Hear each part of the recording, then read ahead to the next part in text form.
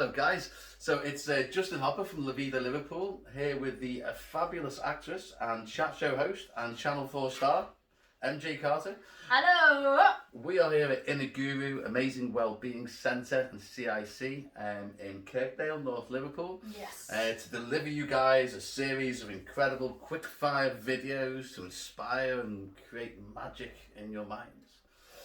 So this time we're doing just a little quick fire sequence of questions for those who may not know MJ Carter. If you don't watch Channel 4, if you don't read the news and stuff like this, you might not know her.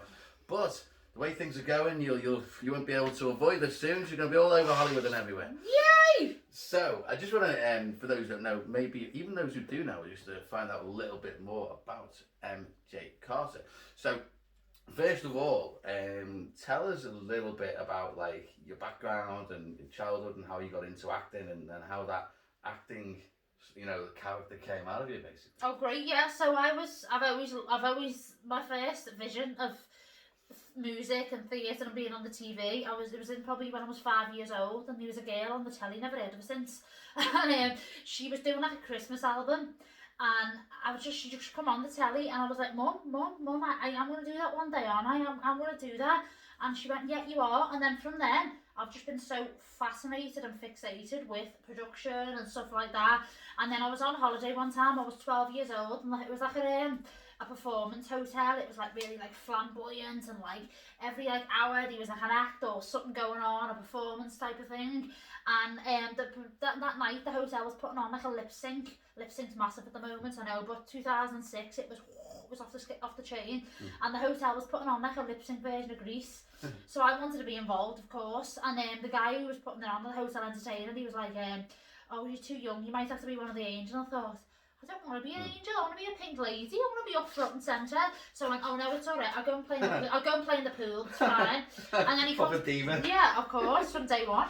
And then and then he comes back around about an hour later, I'm sitting there with my Magnum going, and he comes over and goes, hi, and I was like, yeah, and he was like, you can be one of the pink ladies, and I was like, yes, like a football fan, pink ladies, yes. And it all started from there. It was amazing. I come home, went to secondary school, and joined the theatre group, got me school £10,000 worth of microphones and stuff like that. So really it just went from there, and here I am today. Amazing. So as a bit of a summary, what have you done in your acting career? So you're how old now? You shouldn't ask a lady. How dare you? I know, I'm 26. 26 now, so you're still a blossoming actress.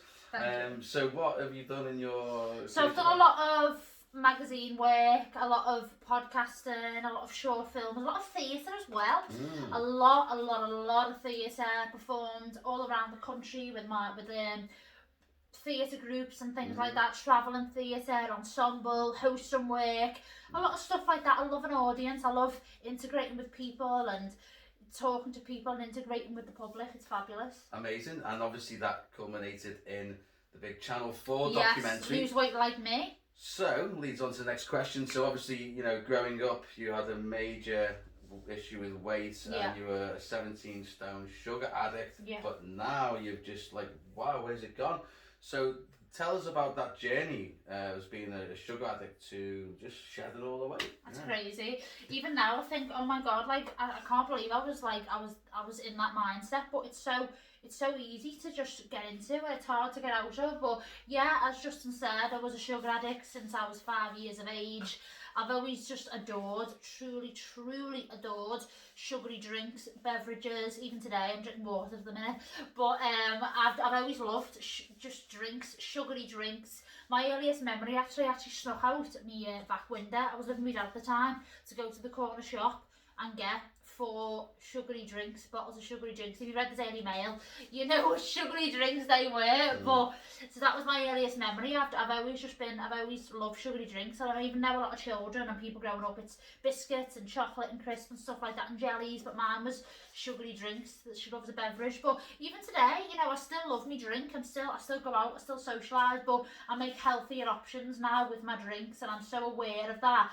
And I enjoy it. It's not more as well. I think now when I go out and I do drink, I really enjoy it. When I was going through that time in my life with the binge eating and the sugar addiction, it become like a robotic type of thing. But now I really enjoy it, and I embrace it, and I live it. So obviously you becoming a young actress and crafting your art in theatre and stuff. Yeah. You've had some battles going on behind the scenes, obviously one of them being the weight loss and the sugar addiction.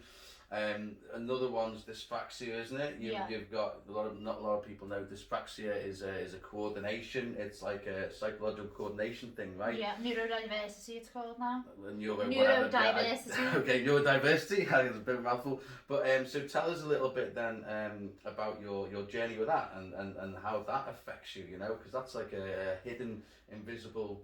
Yeah, disability. it's crazy. You know, I got diagnosed with dyspraxia when I was 5 years old. So at 5.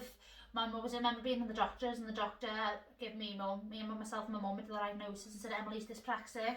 And it's wild because the doctor actually said, who diagnosed me at the time, said Emily might not be able to have a normal way of life. And to hear that as someone's mother at 5 years old, the doctor saying to their child, your daughter might not, your son might not be able to have a normal way of life.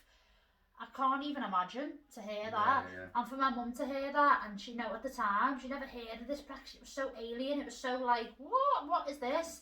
And to growing up and having that and achieving everything that I've achieved at 26, I think, wow, you know, anyone can do anything. And don't let any label or any name or any disability or any restriction or anything let you stop you from doing what you want to do.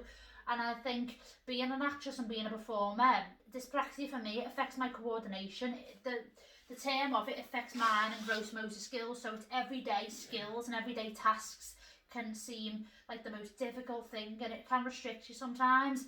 But funny enough, being a performer and being out there and being as a a presenter and an actress, that is where I excel. So I think I'm at my strongest when I'm doing what I love, and I all believe that's the manifestation of putting love into what I do. That's when I excel the most. But it's also been challenging, some rehearsals, learning scripts and things like that.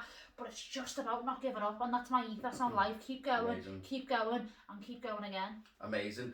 And obviously another, a battle and tragedy that you've had to face, whilst, becoming an actress and doing the things that you do is, of course, your father passing away. Yeah. I went through the same things, when you interviewed me. Yeah. And my father's passing really... You're never the same, are you? No. You're never the same person. But in a way, for me, it was like the magazine was a reincarnation of my, my father when he passed away. All the stuff I've been doing is in his name. But how did your father's passing last year, affect you and your career and your path? Well, my dad was the one who said to me, he really aided my weight loss. He was the one who always backed me when I had nothing and I was struggling for money, financially, mental health. I was living with him at the time. He was actually, because my dad had agoraphobia, and that's why I'm so... my advocacy is for mental health, because my dad was agoraphobic. My dad really struggled with mental health. He battled with a lot of mental health, with with traumas that my dad went through in his life, and he was such a strong person, so strong, really never gave up. And I think that's why this one's sitting here today. But he was massively, he was the mechanicals behind my weight loss. He was the one saying, you should get online, you should help people, you should do that advocacy for it. And that's where he actually came up with Lose Weight the MJ. We were sitting there one night and he was like, why don't you do something like Lose Weight the MJ way? And I was like, oh my god, yes, that's amazing. And actually, because we both couldn't go outside, my dad wasn't a big eater. He was a ham butty, cheese butty type of guy, which is, there's nothing wrong with that. I enjoy it as much as anyone. But he actually used to spend £2 on an Asda delivery. And he used to give me the £23. He had to spend over £25, I don't know if it's now, to order to the house, because we both couldn't go out at the time. Yeah. And he used to go, yeah, you ordered a healthy food shop, get all your vegetables, get all your food, get all your protein that you want.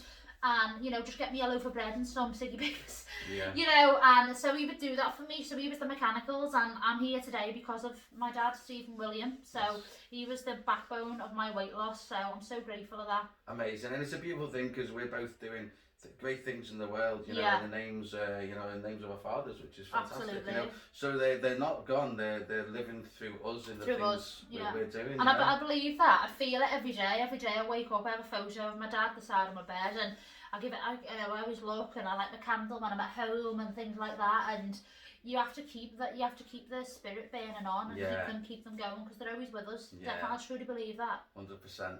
And obviously, recently you've set up the amazing chat show, Drinks with MJ. I was fortunate to be a guest on, and you got some amazing guests. Thank you. So how's the chat show gone? I mean, you've had some incredible guests, right? Drinks with MJ, it's, you know what, it's just me. The show is just me. I feel like my experience through life, I feel like when I have a drink with someone, I think we're all can relate to this, the truth does come out, and it does, it's like a little bit of a, softens the blow.